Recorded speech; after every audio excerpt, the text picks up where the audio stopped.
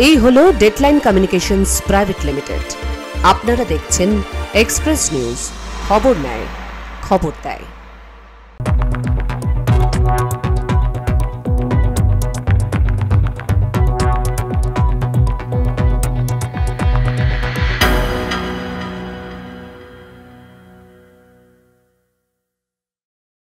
Express Bangla brought to you by Shri Ramakrishna Institute of medical science. নমস্কার, express নিউজে আপনাদের সকলকে স্বাগত। আমি দীপ, আপনারা দেখছেন এক্সপ্রেস বাংলা।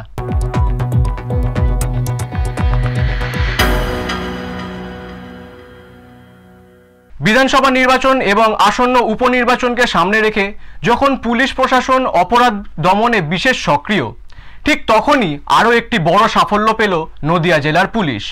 গোপন সূত্রে খবর পেয়ে অভিযান চালিয়ে প্রায় 59 কেজি গাঁজা সহ 3 যুবককে গ্রেফতার করল ধুবুলিয়া থানার পুলিশ।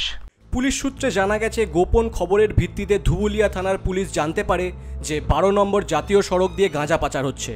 সেই তথ্যের ভিত্তিতে বিশেষ অভিযান চালিয়ে একটি 4 চাকা গাড়িকে সন্দেহভাজন হিসেবে আটক করা হয়।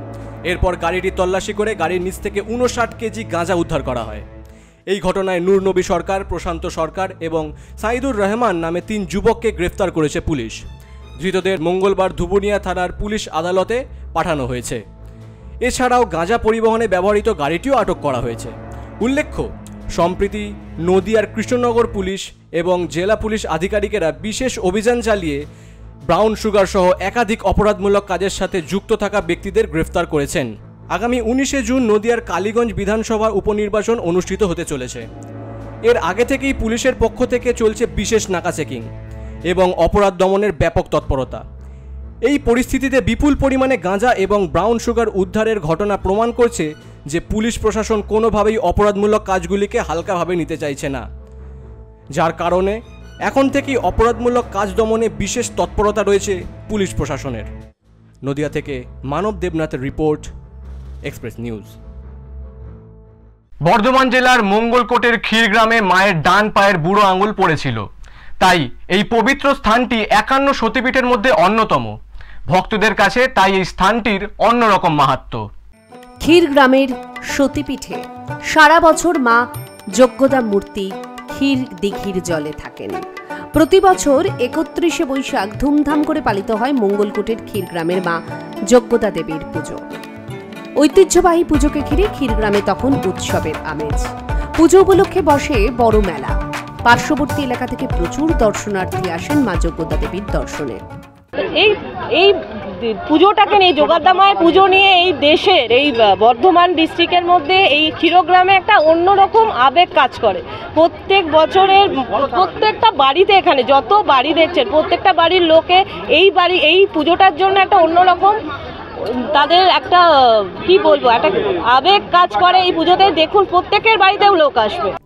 শোনা যায়, কোনো এককালে হরিদত্ত নামে এক রাজাকে দেবী স্বপ্নাদেশ দেন, আর তারপরই রাজার উদ্যোগে শুরু হয় এই পুজো। সেই আমলে পুজো হতো নরবলি দিয়ে। রাজা সমস্ত পরিবারের জন্য নিয়ম চালু করেন। প্রতি বছর বলি হতে হবে গ্রামেরই কোনো পরিবারের সদস্যকে। কথিত আছে, একদিন এক পূজারী ব্রাহ্মণের পালা পড়ে।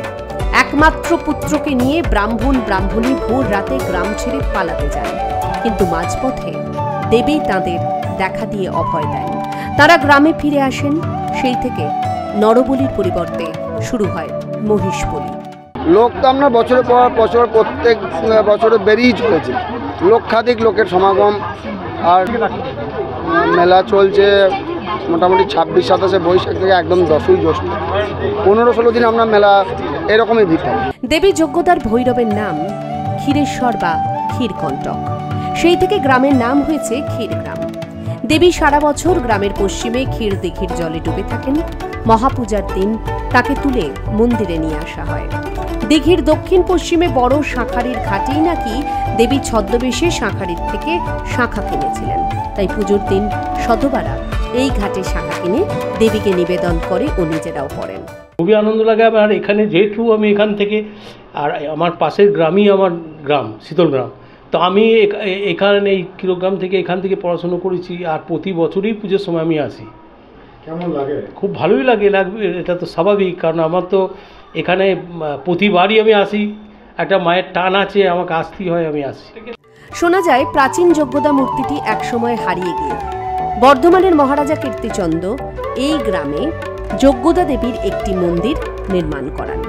সম্ভবত তাঁরই আদেশে হারিয়ে যাওয়া মূর্তিটির অনুকরণে একটি দশভুজা মহিষ মূর্তিনীর মূর্তি তৈরি করেন দাইহাটের প্রস্তর শিল্পী নবীন চন্দ্র ভাস্কর। এই অনুষ্ঠানটা তো বহু যুগ যুগান্তর ধরে হয়ে আছে এবং এখানকার শুধু আমাদের মঙ্গলকোট বলে না, গোটা ভারতবর্ষের লোক এখন কিন্তু এই তীর্থস্থানে আসে এবং এর পরিধিটা দিনের দিন বাড়ছে। আমাদের মাননীয় মুখ্যমন্ত্রী আসার পর থেকে পর্যটন এইগুলোকে পর্যটন শিল্পের মধ্যে এনেছে এবং তীর্থস্থানগুলোকে ব্যাপক উন্নতি। কয়েক বছর আগে ক্ষীরদিঘি সংস্কারের সময় নতুন মূর্তির সঙ্গেই উঠে আসে হারিয়ে যাওয়া পুরনো যোগ্যতা দেবীর মূর্তিটি। আনন্দে গ্রামের মানুষ গড়ে তোলেন আরও একটি মন্দির। নতুন মূর্তি পুজোর সময় ছাড়া সারা বছর জলে থাকলেও পুরনো মূর্তি এখন সারা বছরই মন্দিরে দেখতে পাওয়া যায়। 51 সতীপীঠের এক অন্যতম সতীপীঠ ক্ষীরগ্রামের মা যোগাদা মায়ের মন্দির। প্রতি বছরের 31শে বৈশাখ এই যোগাদা মায়ের পুজো অনুষ্ঠিত হয়। এই পুজোকে ঘিরে গোটা গ্রামে বসেছে মেলা। পার্শ্ববর্তী এলাকা থেকে প্রচুর মানুষ কিন্তু আসে এই যোগাদা মায়ের দর্শন করতে। ক্ষীরগ্রাম থেকে শঙ্কু কর্মকার, এক্সপ্রেস নিউজ। কাটোয়ার জগদানন্দন পঞ্চায়েতের যমুনাপাতাই গ্রামে গ্রামবাসীদের তীব্র প্রতিবাদ। বেহাল রাস্তার প্রতিবাদে দিনভর চলছে অবরোধ। কাটোয়া থেকে প্রায় 5 কিলোমিটার দীর্ঘ যমুনাপাতাই গ্রামের এই রাস্তাটি যেন মরণ ফাঁদ। ইটভাটা ট্রাক্টর আর সজলধারা প্রকল্পের কাজের জন্য খোঁড়াখুড়ির পর মেরামত না হওয়ায় গত 2 বছর ধরে এই রাস্তা কার্যত ব্যবহারের অযোগ্য হয়ে পড়েছে। রাস্তায় বড় বড় গর্ত, কাদা আর বৃষ্টি হলেই হাঁটা চলা করা দুষ্কর হয়ে ওঠে। গ্রামবাসীদের অভিযোগ, এই রাস্তা দিয়ে দিবারাত্রি চলছে ইট বোঝাই ট্রাক্টর, যার ফলে প্রতিদিন ঘটছে ছোট বড় দুর্ঘটনা। প্রশাসনকে জিজ্ঞাসা করি, আপনারা এই দীর্ঘদিন ধরে যে রাস্তা খোঁড়াখুড়ির কাজ করছেন, এই রাস্তা কতদিনের মধ্যে ঠিক হবে? ওনারা বলেন যে আমাদের এই প্রকল্পের কাজ শেষ হয়ে গেলেই আমরা তা ঠিক করে দেবো, কিন্তু আমরা 2 বছর পেরিয়ে গেলেও দেখতে পাই এই রাস্তার কোনো রকম কাজ বা কোনো রকম মেরামত হয়নি। আমরা পঞ্চায়েতকে দীর্ঘদিন ধরে বলেছি, পঞ্চায়েত থেকে কোনো রকম রাস্তা মেরামতের কোনো রকম কর্মসূচি এই রাস্তার মধ্যে না হয়নি। ফলত হুটহাট করে চাপা পড়ে যাবে বলছেন কি সমস্যা? এই তো রাস্তাগুলো খাল আছে, ওই গর্ত আছে, এগুলো গাড়ি যায়, কল করেছিল সেই তার জন্য হয়ে গিয়েছে। এবার গাড়ি যাচ্ছে, এবার আরো খাল হয়ে যাচ্ছে, দিয়ে এই ট্রাক যাচ্ছে। এই ট্রাক্টরগুলোর জন্যই কি রাস্তাগুলো খারাপ হচ্ছে বলে মনে হচ্ছে? গ্রামবাসীদের দাবি, যতক্ষণ না পর্যন্ত মেরামতের সুস্পষ্ট আশ্বাস মিলছে প্রশাসনের তরফ থেকে, ততক্ষণ অবরোধ চলবে। এই পরিস্থিতিতে মানুষের বিক্ষোভ চরমে পৌঁছেছে। পাশাপাশি দেখা গেল পঞ্চায়েত সদস্যা নিজে এই অবরোধে সামিল হয়েছেন। রাস্তাটি জেলা পরিষদের অধীনে। মেরামতের জন্য অনুমোদন পাওয়া গেলেও কাজ দ্রুত শুরু করার দাবি জানিয়েছেন তারা। পঞ্চায়েত সদস্য দ্রুত কাজ শুরু করার আশ্বাস দিলেও গ্রামবাসীরা তাদের দাবিতে অনড়। এই অবরোধ কতক্ষণ চলে এবং প্রশাসন কবে এই সমস্যা সমাধানের জন্য এগিয়ে আসে, সেটাই এখন দেখার বিষয়। কাটোয়া থেকে শঙ্কু কর্মকারের রিপোর্ট, এক্সপ্রেস নিউজ। এক্সপ্রেস বাংলায় নিয়ে নেব একটা ছোট্ট বিরতি, ফিরে আসছি বিরতির পর।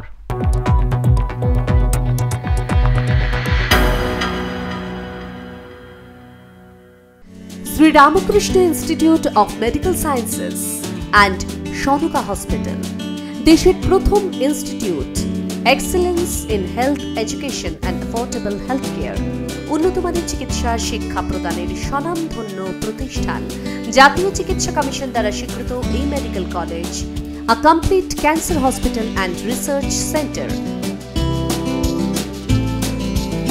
উন্নতমানের রেডিওথেরাপির ব্যবস্থা, এই রাজ্যে প্রথম ডিজিটাল পেট সিটি, জাতীয় চিকিৎসা কমিশন দ্বারা স্বীকৃত এই মেডিকেল কলেজ, সহানুভূতির সঙ্গে উন্নত সেবায় নিয়োজিত Shri Ramakrishna Institute of Medical Sciences and Sanuka Hospital, Malandighi, Kaksa, Durgapur.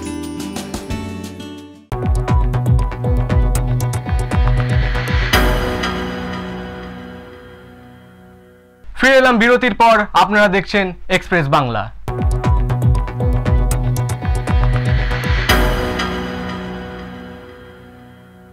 Pahalgaon কাণ্ডের পরে কাশ্মীরের ভ্রমণ বাতিল করে অন্য জায়গায় বেড়াতে যাওয়ার সন্ধান ইতিমধ্যেই শুরু হয়েছে। জঙ্গি হানার পরে হু হু করে নামতে শুরু করেছে কাশ্মীরের পর্যটন ব্যবসার গ্রাফ। সেই সঙ্গে হিড়িক পড়েছে বিকল্প ভ্রমণ সন্ধানের। ফলে কাশ্মীরের স্বাদ এখন সিকিমে মেটাচ্ছে পর্যটকেরা। সিকিমের গ্যাংটক, লাচুং আর 0 পয়েন্টে পর্যটকদের ভিড় চোখে পড়ার মতো। কাশ্মীরের বর্তমান পরিস্থিতিতে পর্যটন ব্যবসা একেবারেই ভেঙে পড়েছে। পর্যটকরা কাশ্মীর থেকে মুখ ফিরিয়েছেন। মানুষ এখন বরফের স্বাদ মেটাতে সিকিমের গ্যাংটকে ভিড় জমিয়েছে। গ্যাংটকের এমার্জেন্সি মার্কেটে পর্যটকদের ভিড়। কোথাও গানের অনুষ্ঠান হচ্ছে তো কোথাও নাচের অনুষ্ঠান, কোথাও আবার চলছে হস্তশিল্পের মেলা।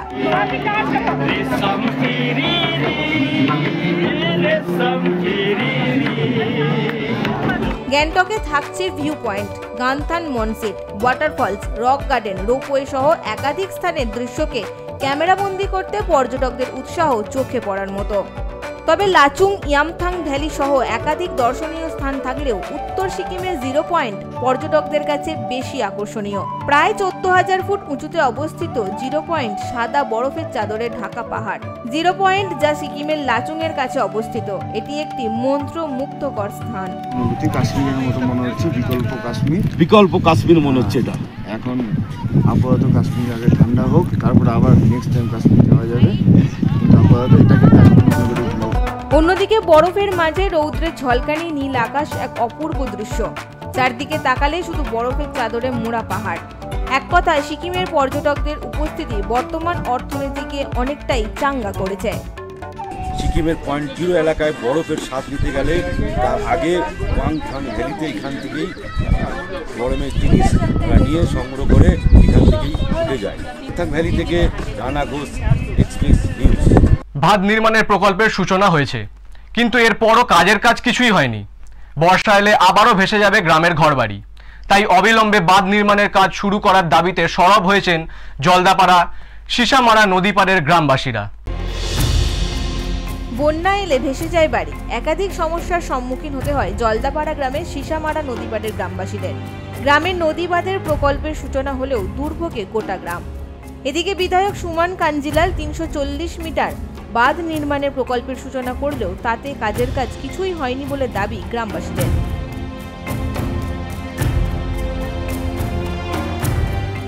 একই সঙ্গে গ্রামবাসীদের পাশাপাশি এলাকার সমস্যা নিয়ে একাধিক অভিযোগ তুলেছেন আলিপুরদুয়ার জেলা পরিষদের সহকারী সভাধিপতি মনোরঞ্জন দে। তিনি জানিয়েছেন, বর্ষা আসলে চরম সমস্যায় থাকেন জলদাপাড়া গ্রামের বাসিন্দারা।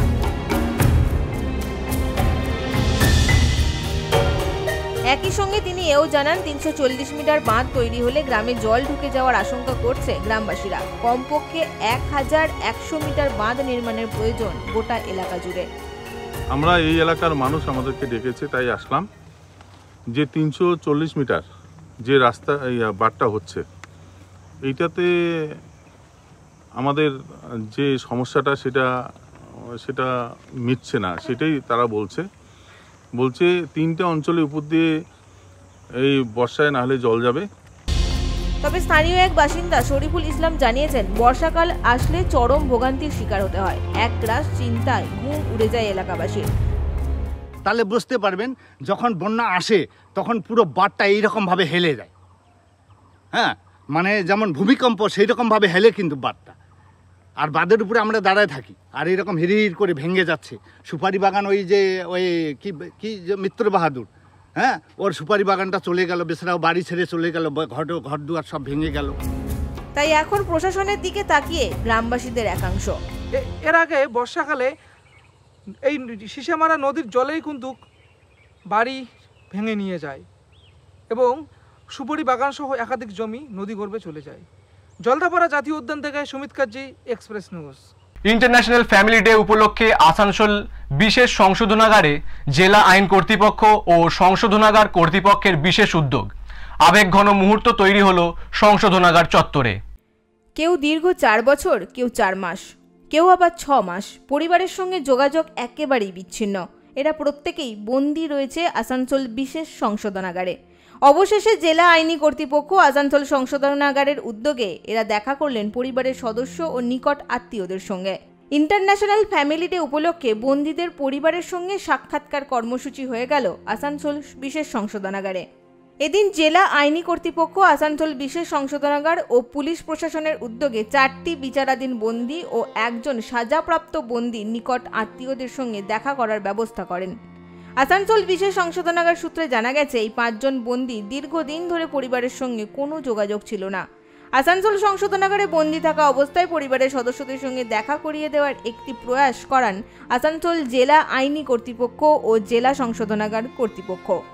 আমার মন খুব কেঁদেছিল তখন, এবং আমি যখন কারাগারে আমার কাজের সূত্রে ভিজিটে আসি, ওনাদের সাথে পার্সোনালি যখন কথা বলি, ওনাদের অনেকের কাছ থেকে শুনেছি যে আমাদের কিছু একটা ব্যবস্থা করুন ম্যাডাম, আমরা আমাদের ফ্যামিলি মেম্বারদের সাথে মিট করতে পারি। আমার পিএলভি যারা প্যারালিগাল ভলেন্টিয়ার্স আছেন তাদেরকে আমরা পাঠিয়েছিলাম, এবং স্পেশালি আমরা তাদেরকে বলে দিয়েছিলাম যে আমরা কিভাবে তাদেরকে চ্যানেলাইজ করব, এবং তাদেরকে একটা কাউন্সিলিং আমরা করেছিলাম আমাদের তরফ থেকে। 5টি পরিবারের সদস্যদের নিরাপত্তা বেষ্টনীর মধ্য দিয়ে জেলের ভিতরে প্রবেশ করানো হয়। দেখা করানো হয় ওই জেলে বন্দী থাকা 5টি পরিবারের সদস্যদের সঙ্গে। দীর্ঘদিন পর নিজের প্রিয়জনকে কাছে পেয়ে আবেগে ভাসলেন প্রত্যেকেই। ভালোও লাগলো, খারাপও লাগলো। বৌমাটাও আমার পর লয়, কিন্তু ছেলে যে মারা গেছে তো ওইটাও তো মনে হয়েছে আমার। বলুন, আপনার পেটের ছেলে যদি মারা যায়, কেউ মেরে যায়, এটা আপনার মনটা কেমন হবে? আজকে বেশি মনে হয়েছে, আজ আমার বেশি আগুন উঠে গেছে। এ বিষয়ে আসানসোল বিশেষ সংশোধনাগারের জেল সুপার বলেন, চারজন ফ্যামিলি, 4জন ইনমেটস, 5জন ইনমেটসের ফ্যামিলি এসেছে। এরা কি সবাই বিচারাধীন না বিচারাধীন? একজন সাজাপ্রাপ্ত। কিছু অ্যাটাচমেন্ট না, এই যে ধরুন মার মেয়ের দীর্ঘকাল পরে একটা মিলন, হ্যাঁ, সেই অ্যাটাচমেন্টটা হয়তো না দেখলে মুখে প্রকাশ করা যায় না, বলে প্রকাশ করা যায় না, ভাষায় প্রকাশ করা যায় না।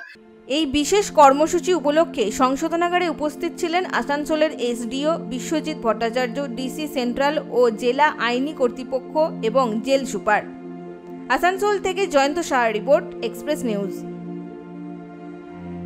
এক্সপ্রেস বাংলা আজকের মতো এই পর্যন্তই। চোখ রাখুন এক্সপ্রেস নিউজের পর্দায়। এক্সপ্রেস নিউজ, খবর নেয়, খবর দেয়।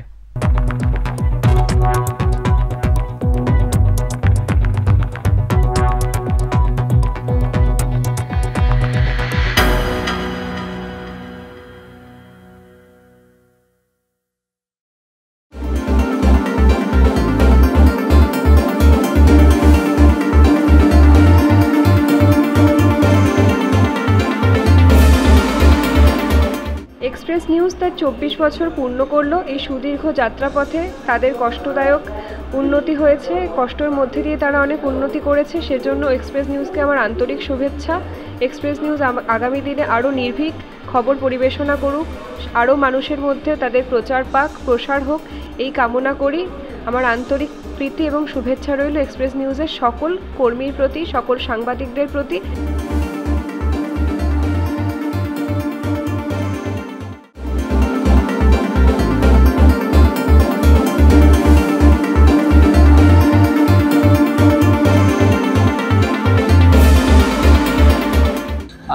খুবই আমার তরফ থেকে আন্তরিক শুভেচ্ছা। আগামী দিনের পথ চলা যেন আরও মসৃণ হয়, এবং সংবাদ মাধ্যম আমাদের গণতন্ত্রের একটা অন্যতম পিলার, সেই ভূমিকা এত সুন্দর করে আপনারা পালন করছেন, এবং এর জন্যে আমি আগাম আরও শুভেচ্ছা জানাচ্ছি, আরও ভালো হোক।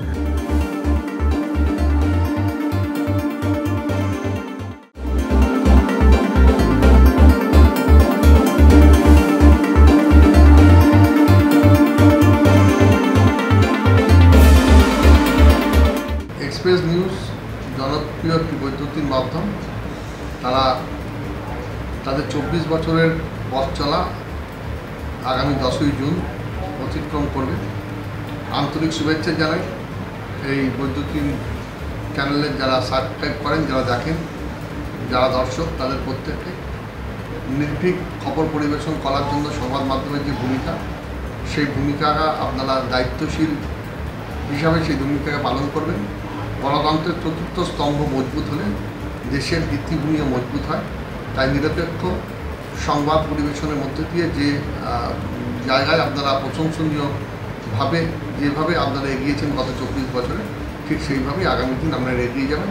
এই শুভেচ্ছা ও শুভকামনা জানাচ্ছি।